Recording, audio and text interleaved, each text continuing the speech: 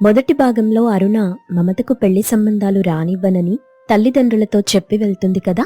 తర్వాత ఏం జరిగిందో ఇప్పుడు చూద్దాం. అరుణ వెళ్లిపోయిన కొన్ని రోజులకు మమతకు పక్కూరి నుండి ఒక మంచి సంబంధం వచ్చింది. అబ్బాయి సాఫ్ట్వేర్ ఇంజనీర్, పద్ధతిగల కుటుంబం. పెళ్లి చూపులైపోయి అందరికీ మమత నచ్చడంతో పెళ్లికి మంచి ముహూర్తాలు పెట్టుకుని మళ్లీ తిరిగొస్తామని అబ్బాయి తరపు వాళ్లు చెప్పి అక్కడి నుండి వెళ్లిపోయారు. అయితే ఒకరోజు అబ్బాయి తండ్రి రఘురాం, తల్లి జానకి ఇద్దరూ కూడా తిరిగి శంకరయ్య ఇంటికొచ్చారు.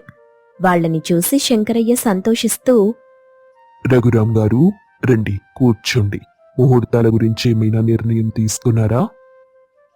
ముహూర్తాల గురించి కాదండి శంకరయ్య గారు, అసలు ఈ పెళ్లి సంబంధం గురించి మాట్లాడడానికి వచ్చాం. మాకీ పెళ్లే ఇష్టం లేదు, సంబంధం క్యాన్సిల్ చేసుకుంటున్నాం. ఏమంటున్నారు రఘురాం గారు? మొన్నటి వరకు అంతా బావుందన్నారు కదా, ఇప్పుడిలా చెప్తే ఎలా? ఏమైంది? ఏమైందో మీ అమ్మాయిని అడగండి. బయట మీ అమ్మాయి ప్రవర్తన అస్సలు బాలేదు. ఇలాంటి సంబంధం మాకొద్దు. జానకమ్మ గారు, మాటలు జాగ్రత్తగా మాట్లాడండి. నా కూతురు బంగారం. తన క్యారెక్టర్ గురించి తప్పుగా మాట్లాడితే నేను అస్సలు సహించను.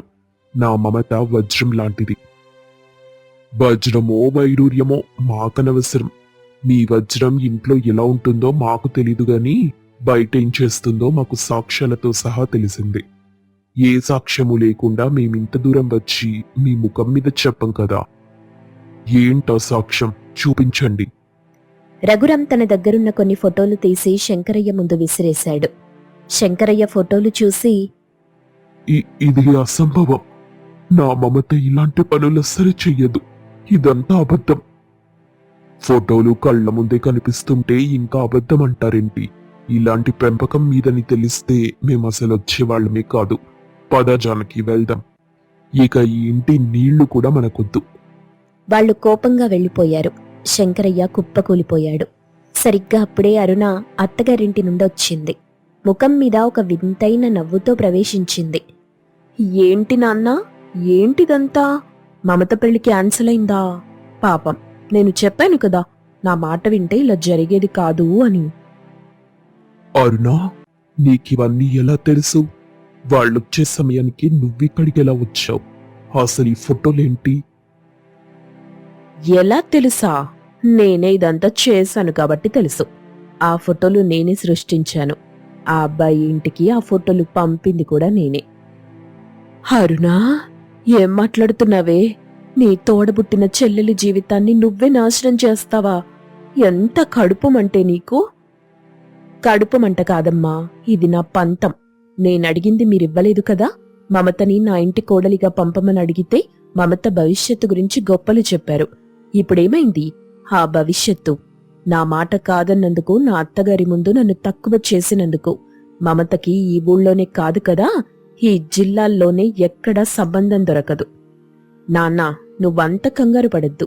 ఒక్కసారి ఆ ఫోటోలో ఉన్నది ఎవరో చూడు, నువ్వు చాలా సులభంగా అతన్ని గుర్తుపట్టేస్తావు. శంకరయ్య ఆ ఫోటోలన్నీ క్షుణ్ణంగా చూశాడు. ఈ ఫోటోలో ఉన్నది మన వంశీ కదా? మమతా వంశీల బయట తిరగడం ఏంటి? అసలు ఏం జరుగుతుంది? ఏం జరుగుతుందో తెలియటం లేదా నాన్నా? ఇదంతా నా ప్లాన్. మమతని నా దగ్గరికి పంపమంటే పంపలేదు కదా, అందుకే ఈ నాటకం ఆడించాను. నాటకమా? తోడబుట్టిన చెల్లెలి మీద ఇలాంటి నిందలేస్తావా? నిందలు కాదమ్మా, నేను వేసిన వల. ఆ రోజు ఏం జరిగిందో మీకు తెలియదు కదా, అయితే వినండి. అరుణ తన మరిది వంశీతో ఒంటరిగా మాట్లాడుతోంది. వంశీ, నీకు మమతంటే ఇష్టం కదా, కాని మా ఇంట్లో వాళ్ళు మీ ఇద్దరి పెళ్లికి అస్సలు ఒప్పుకోవట్లేదు. తనకి వేరే సంబంధాలు చూస్తున్నారు. అదేంటో దినా, మమతంటే నాకు చాలా ఇష్టం. మరిప్పుడెలా? అందుకే ఒక ప్లాన్ చెప్తాను విను. నువ్వెలాగైనా మమతని ప్రేమలో పడేయాలి. తనతో మాట్లాడటం, బయట తిరగటం చెయ్యాలి. మీరిద్దరూ చెట్టాపట్టాలేసుకుని తిరుగుతుంటే వేరే ఏ సంబంధమూ కుదరదు. అప్పుడిక లాభం లేక మా నాన్న మీ ఇద్దరికీ పెళ్లి చేసేస్తారు. మిగతాదంతా నేను చూసుకుంటాను. నువ్వు మాత్రం మమతకి దగ్గరవ్వు. సరే వదినా, నువ్వు చెప్పినట్టే చేస్తాను. తర్వాతి రోజుల్లో వంశీ పదే పదే మమతను కలవటం, తనని నమ్మించి బయటకి తీసుకెళ్లటం చేస్తూ ఉండేవాడు. మమత తన బావ కదా అని ఏమాత్రం అనుమానం లేకుండా తనతో మాట్లాడేది. అదే సమయంలో వాళ్ళకి తెలియకుండా చాటుగా ఉండి ఫోటోలు నేనే తీశాను. ప్రస్తుతం మళ్ళీ శంకరయ్య ఇంట్లో. చూసారా నాన్న, వంశీని ఉసిగల్పింది కూడా నేనే, ఆ ఫోటోలు తీసింది నేనే. మమతకొచ్చిన సంబంధం వాళ్ళ దగ్గరికెళ్ళి, చూడండి మా చెల్లెలు మా మరిదితో తిరుగుతోంది, వాళ్ళిద్దరూ ప్రేమించుకుంటున్నారు, మీరు మధ్యలో వచ్చి ఇబ్బంది పడకండి అని ఆ ఫోటోలు చూపించి పెళ్లి క్యాన్సిల్ చేయించింది కూడా నేనే. అరుణా, ఎంత దారుణాన్ని కొడిగట్టావు. వంశీని కూడా ఇందులో పావులా వాడుకున్నావా? వాడిష్టపడితే మాతో చెప్పొచ్చు కదా. ఇలాంటి దొంగచాటు పనులు చేసి మమత పరువు తీస్తావా? చెప్తే మీరు వింటారా నాన్న? తోడికోడళ్ళు అక్క చెల్లెళ్ళుగా వద్దు అని లెక్చర్లిస్తారు. ఇప్పుడు మమతకి ఊళ్ళో ఎవ్వరూ సంబంధం ఇవ్వరు. చివరికి నా కాళ్ళు పట్టుకొని వంశీకే ఇచ్చి పెళ్లి చెయ్యండి అని మీరే నా దగ్గరికొస్తారు. అప్పుడు గాని నా పంతం చల్లారదు. అక్క, నా మీద ఇంత పగెందుకక్క నీకు? నేను నీకేమన్యాయం చేశాను? నువ్వు అన్యాయం చేయలేదు మమత, కాని నువ్వు నా దగ్గరుంటే నా పనులన్నీ సులభమవుతాయి. నిన్నొదులుకోవటం నాకిష్టం లేదు. అది ప్రేమే అనుకో, స్వార్థమే అనుకో, ఏదైనా సరే నువ్వు మాత్రం మా ఇంటికి రెండో కోడలిగా రావాల్సిందే. ఛీ, పో అరుణా, ఇంటికెళ్ళిపో. ఇక్కడ నుండి నా కళ్ళ ముందు నుండి వెళ్ళిపో. ఇక్కడ అస్సలుండకు. నిన్ను చూస్తుంటేనే అసహ్యం వేస్తుంది. వెళ్తాను నాన్నా, కాని గుర్తుంచుకోండి, మమతని మా ఇంటి కోడలిగా మీరే పంపే రోజు తొందరలోనే వస్తుంది. అరుణ గర్వంగా నవ్వుతూ వెళ్ళిపోయింది. మమత వెక్కి వెక్కి ఏడుస్తుంది. శంకరయ్య బాధపడుతూ, ఎందుకతనితో మాట్లాడావమ్మా? మాట్లాడితే మాట్లాడావు. ఈ విషయం మాకెందుకు చెప్పలేదు తల్లి? నిజం చెప్పు మమత, నువ్వు కూడా వంశీని ప్రేమిస్తున్నావా? అందుకే మాకు చెప్పకుండా దాచావా? నిజం చెప్పు తల్లి, నీ మనసులో ఏముందో మాకు చెప్తేనే కదా తెలిసేది. ఈ నిందలన్నీ నిజమేనా? లేదు నాన్న, లేదమ్మా, నేనే తప్పు చెయ్యలేదు. నా మీద నమ్మకం ఉంచండి. అసలిలా జరుగుతుందని నేను కలగన్నానా? ఒకరోజు వంశీ బావ నా దగ్గరికొచ్చి నీతో చాలా పర్సనల్గా మాట్లాడాలి, ఊరి చివర పార్క్ దగ్గరికి రమ్మన్నాడు. మొదట వెళ్ళకూడదని అనుకున్నాను, కానీ చాలా ముఖ్యమైన విషయమని చెప్పాడు. నేను అక్క గురించేమోనని భయపడి వెళ్ళాను. అక్కడికెళ్లిన తరువాత అతను, మమత, నిన్ను కలిసి ఒక ముఖ్యమైన విషయం మాట్లాడాలి, అందుకే ఇలా రమ్మన్నాను. ఏంటి బావా, అంత పర్సనల్గా ఏం మాట్లాడాలి? ఇంట్లో అందరూ ఉండగా ఇక్కడికి పిలిచావేంటి? మమత, అది నిన్ను చూసినప్పటి నుండి నా మనసులో ఏదో తెలియని ఫీలింగ్. నేను నిన్ను ప్రేమిస్తున్నాను. మనం పెళ్లి చేసుకుంటే వదినా నువ్వు ఒకే ఇంట్లో సంతోషంగా ఉండొచ్చు. ఏంటి బావా నువ్వు మాట్లాడేది? అసలు నీకు బుద్ధుందా? మనిద్దరి పెళ్లి అస్సలు జరగదు. ఎందుకంటే అక్క చెల్లెళ్ళం ఒకే ఇంటి కోడళ్లుగా వెళ్లటం మా అమ్మ నాన్నలకి అస్సలు ఇష్టం లేదు. ఎందుకు ఇష్టం లేదు? వదిన కూడా మన పెళ్లికి సపోర్ట్ చేస్తుంది కదా. అక్కకి స్వార్థం ఉండొచ్చు బావా, కానీ నాకు అమ్మ నాన్నల ఇష్టమే ముఖ్యం. నేను నిన్ను ఎప్పుడూ ఒక బావలాగా, ఒక స్నేహితుడిలాగానే చూశాను. అంతే తప్ప నా మనసులో ప్రేమ లేదు. నాకు ఆల్రెడీ పెళ్లి సంబంధాలొస్తున్నాయి. నువ్విలాంటి మాటలు మాట్లాడి నన్ను ఇబ్బంది పెట్టకు. మనం ఫ్రెండ్స్ లాగానే ఉందాం. అంతకు మించి ఇంకేం వద్దు. సరే మమత, నీకు ఇష్టం లేనప్పుడు నేను నిన్ను బలవంతం చెయ్యను. కాని నా మనసులో మాట చెప్పాలనిపించింది, చెప్పాను. పద వెళ్దాం. ఇది నాన్న జరిగింది. వంశీ బావ ప్రేమిస్తున్నానని చెప్తే నేనప్పుడే వద్దని చెప్పేశాను. కాని అక్క చాటుగా ఉండి ఇన్ని పనులు చేస్తుందని నేనస్సలు ఊహించలేదు. ఆ బావని ఉసిగొల్పి నన్ను నమ్మించి బయటికి తీసుకెళ్లి అదే సమయంలో ఫోటోలు తీసి నా జీవితాన్నిలా రోడ్డున పడేస్తుందనుకోలేదు నాన్న. ఛీ, తోడబుట్టిన చెల్లెల్ని పని మనిషిలా వాడుకోవడానికి అరుణ ఇంత నీచాని కొడిగడుతుందా? వంశీకి ఇష్టముంటే మాతో చెప్పాల్సింది పోయి అరుణ మాటలు విని నీ పరువు తీశాడా? ఏదేమైనా రఘురాం గారింటికి వెళ్లి అసలు నిజం చెప్దామండి.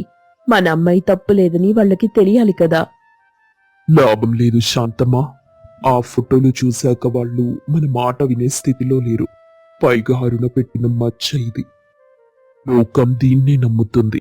కాని ఒకటి మాత్రం నిజం, తన స్వార్థం కోసం చెల్లెలి జీవితాన్ని నాశనం చేసిన అరుణకి కాలమే బుద్ధి చెప్తుంది.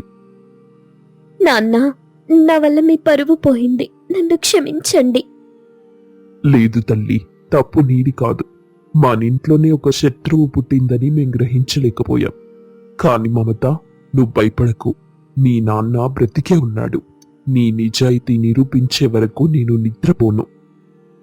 నాన్న, అక్క పంతం నెగ్గించుకోవడానికి ఏ స్థాయికైనా వెళ్తుందని అర్థమైంది. తనెవరి మాట వినే రకం కాదు. అందుకే నేనొక నిర్ణయానికి వచ్చాను. ఏంటమ్మా అది? నేను వంశీ బావని పెళ్లి చేసుకుంటాను. మీరు వెళ్లి ఆ గంగవరం వాళ్లతో మాట్లాడండి. ఈ సంబంధానికి నేను ఒప్పుకుంటున్నానని చెప్పండి. ఏంటమ్మా, ఏం మాట్లాడుతున్నావు? నీ జీవితాన్ని నువ్వే చితికి వేసుకుంటావా? ఆ అరుణ చేతిలో బలి కావాలనుకుంటున్నావా? అక్కడ తను నిన్ను ఒక్క క్షణం కూడా ప్రశాంతంగా ఉండనివ్వదు తల్లి.